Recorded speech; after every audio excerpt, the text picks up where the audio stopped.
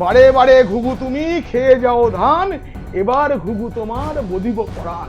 একজন যোগ্য ভোটারের নাম যেন বাদ না যায়, আর একজন অযোগ্য ভোটারের নামও যেন ভোটার তালিকায় না থাকে। জেলা শাসক তথা আইএএস অফিসারদের গলায় যেন কোনো রাজনৈতিক কথা শোনা না যায়। সোমবার বিকেল 5টায় সংশোধন করার সুযোগ শেষ। শনি রবি সোম 3 দিনের মধ্যে যেখানে যত ভুল আছে সব সংশোধন করে ফেলতে হবে। বারে বারে ঘুঘু তুমি খেয়ে যাও ধান, এবারে ঘুঘু তোমার বধিব পরাণ।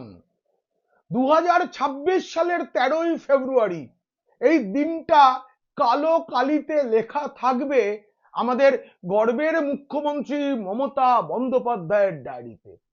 আমি বলবো আজ এই একটা দিনে যে পরিমাণ অপমান তাকে সহ্য করতে হয়েছে সেটা অতীতে কখনো হয়নি। হয়তো বাকিদের মতো ভাইপো বাবুও পিসিমণির এই অপমান দেখে হাসবেন।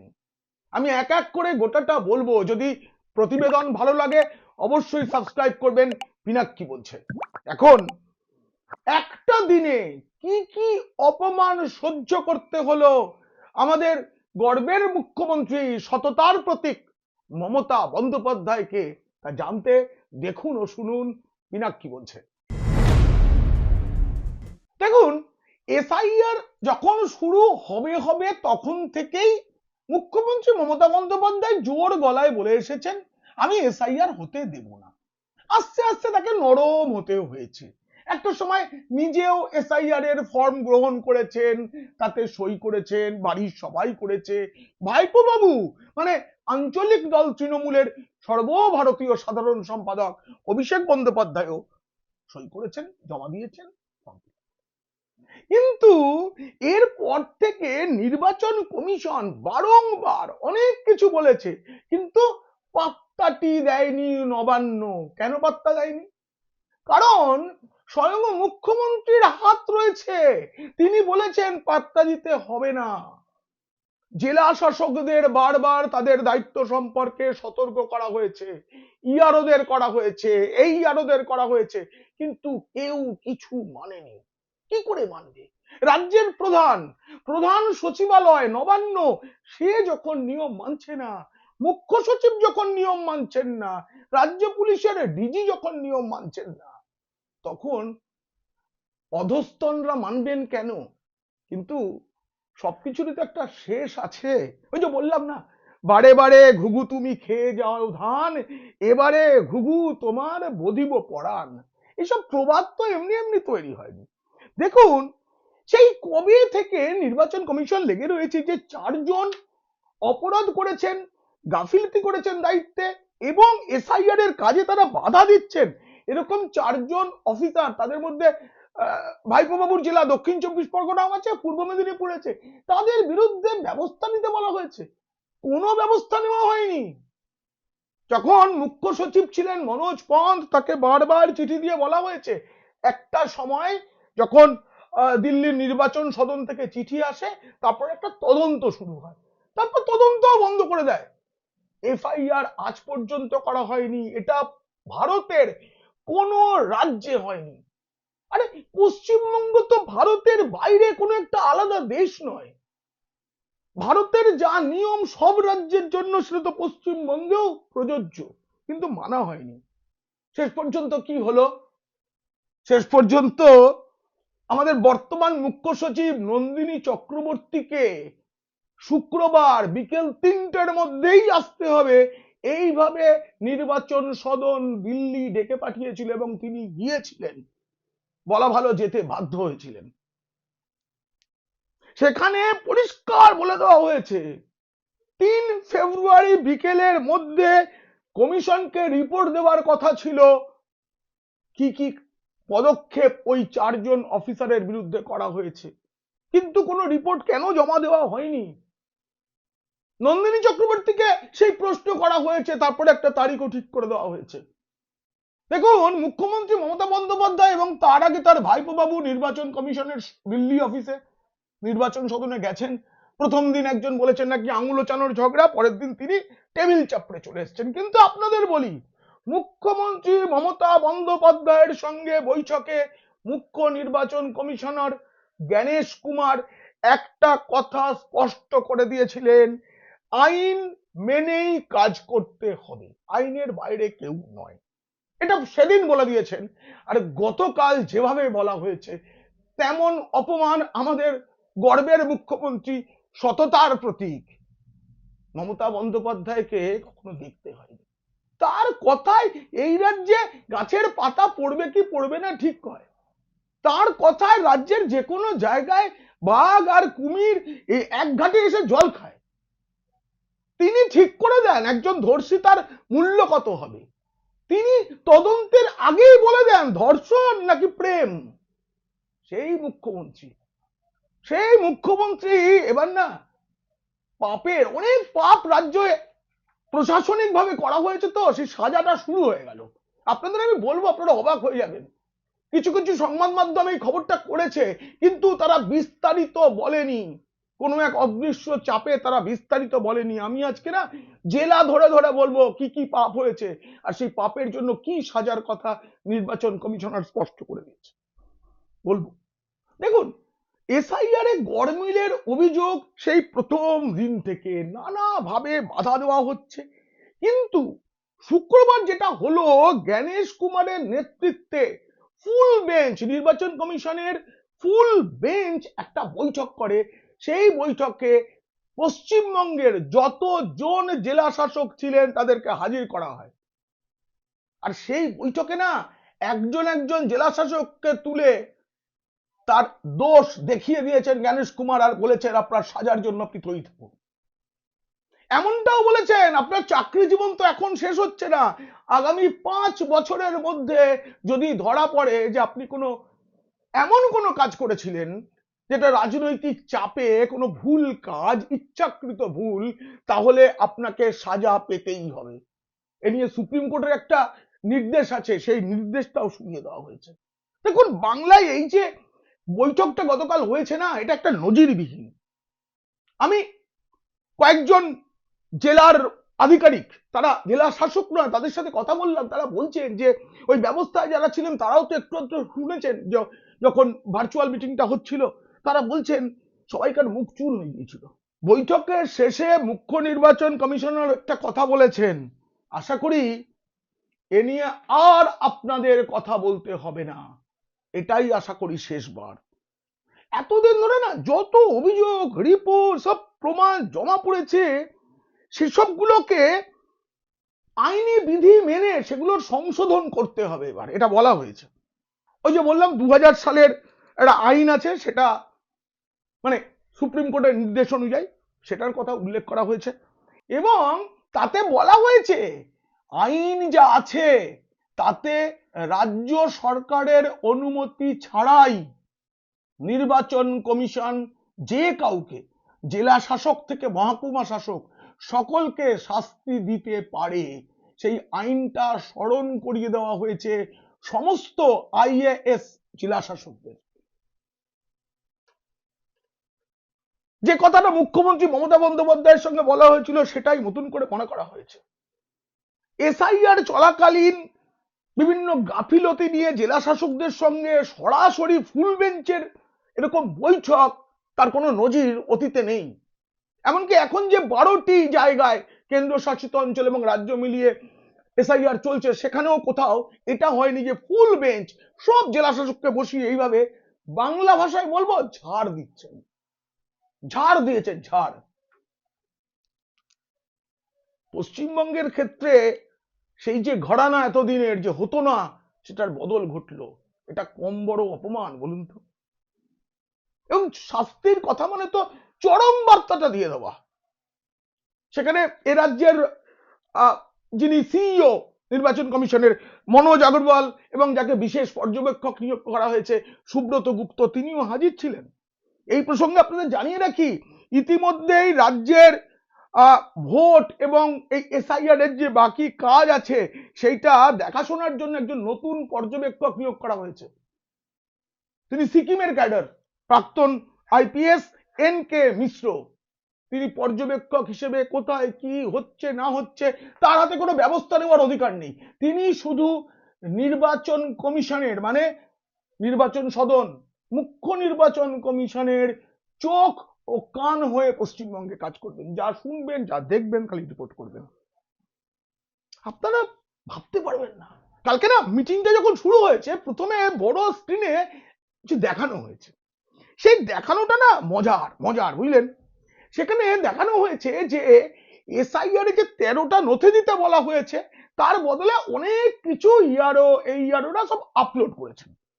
এবারে এই যে আপলোড করা হয়েছে না দেখার দায়িত্ব কিন্তু ডিইও, তিনি হচ্ছেন জেলা শাসক, ঠিক আছে, ডিস্ট্রিক্ট ইলেকশন অফিসার, তার মানে অনুমতি ছাড়া কিন্তু এগুলোর কোনোটাই আপলোড করার কথা নয় এবং আপলোড হয়ওনি। তাতে দেখা যাচ্ছে ধরুন খবরের কাগজে কোনো খবর বেরিয়েছে সেটার জেরক্স, সেই জেরক্সটা নাকি কোনো একজন ব্যক্তির জন্মের শংসাপত্র এই হিসেবে আপলোড করে দেওয়া হয়েছে। ভাবতে পারছেন? হাস্যকর বিষয়, সত্যি হাস্যকর বিষয়। খবরের কাগজের কাটিং সেইটা নাকি জন্মের শংসাপত্র সেটা আপলোড করে দেওয়া হয়েছে। এবং ওখানে না ওই যে প্রথমে যে সিনেমাটা দেখিয়েছে আর কি, সেই সিনেমাটা আসলে ট্রেলার, এটা সিনেমা বাকি আছে। তাতেই দেখানো হয়েছে কোন জেলার কোন কোন এলাকা থেকে আপলোড করা হয়েছে, কারা করেছেন সব রয়েছে। আবার কি ফাঁকা সাদা পাতা দেখা যাচ্ছে, সাদা পাতা আপলোড করে দেওয়া হয়েছে, একজনের ছবির জায়গায় অন্যজনের ছবি দিয়েছে, তাই ঠিক আছে চলবে আপলোড করে দিয়েছে। এগুলো সব বাংলাদেশি। ভাবতে পারা যায় আমাদের মুখ্যমন্ত্রী বাজেটে শিল্প শিক্ষা সব কিছুর থেকে 3-4 গুণ বেশি টাকা মাদ্রাসার উন্নয়নের জন্য তিনি বরাদ্দ করেছেন। আমার কোনো আপত্তি নেই।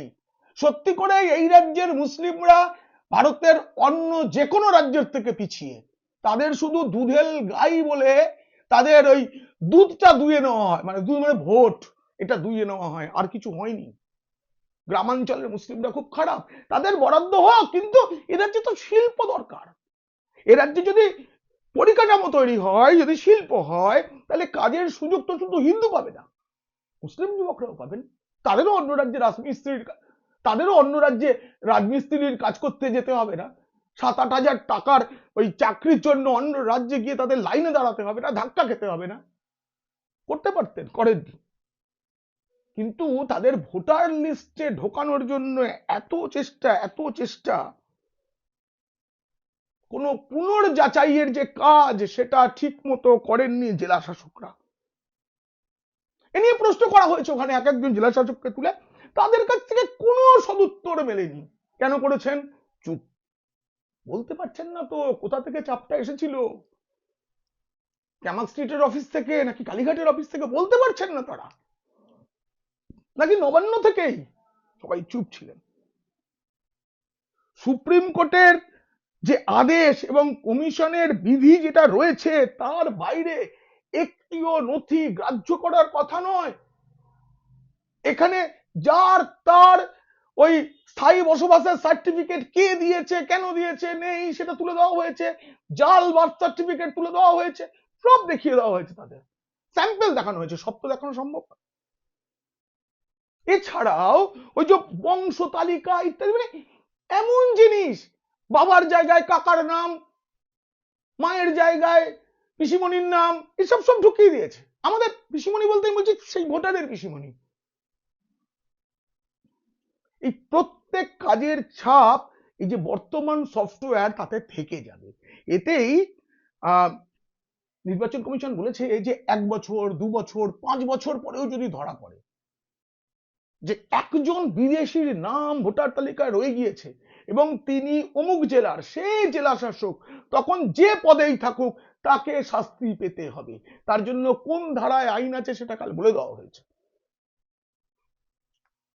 জ্ঞানেশ কুমার না বলেছেন আপনাকে তো অনেকদিন চাকরি করতে হবে, অনেক বছর, কেন আইন বিধির বাইরে গিয়ে অসাধু পদক্ষেপ করছেন, অন্যের চাপে করছেন, তারা চিরকাল থাকবে না, আপনাকে চাকরিটা করতে হবে, দেশের আইন মানুন, শাসকের আইন মেনে এই কাজ করবেন না।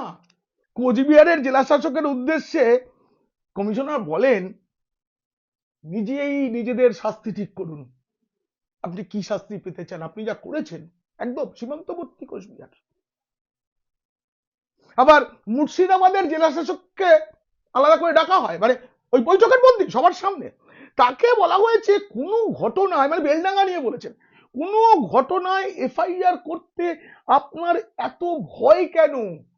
সাধারণ মানুষ তো পুলিশকে ভয় পায়, কিন্তু পুলিশ কাকে ভয় পায় বলুন, উত্তর দিন। চুপ করেছিলেন তিনি।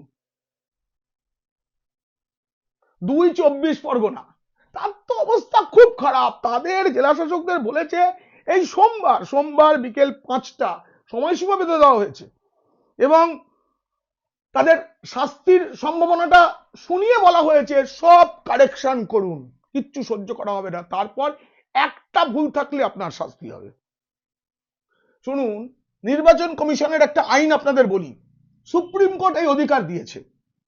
যত আইএএস আইপিএসরা এই রাজ্যে আছেন তারা কিন্তু কেন্দ্রীয় সরকারের ডিওপিটির আন্ডারে পড়েন, মানে department of personnel and training যে বিভাগ রয়েছে তার আন্ডারে। সুতরাং সুপ্রিম কোর্টের আইন অনুযায়ী কোন আইএএস আইপিএস এর বিরুদ্ধে যদি নির্বাচন কমিশন ব্যবস্থা নিতে চায় তাহলে রাজ্য সরকারকে জানাতেই হবে না, তার অনুমতি নেওয়ার দরকার নেই, সরাসরি ডিওপিটির সঙ্গে যোগাযোগ করে তাদের শাস্তি দেওয়া যায়। এই কথাটা কালকে যে ভার্চুয়াল মিটিং তাতে বারবার করে জ্ঞানেশ কুমার বলেছেন, ফুল বেঞ্চ ছিল, বাকিরাও বলেছেন ডিওপিটি কে বলে আমরা কিন্তু আপনাদেরকে সরিয়ে দেবো, মানে সাজা দিয়ে দেবো, সাসপেন্ড মানে বুঝতে পারছেন তো। কোনো উত্তর দিতে পারেনি একদম। রাজ্যের সিইও মনোজ অগ্রওয়াল তিনিও ছাড় পাননি। তাকে জিজ্ঞেস করা হয়েছে আপনি নিজে কেন এফআইআর করেননি যাদের বিরুদ্ধে অভিযোগ রয়েছে, আপনি কেন করেননি?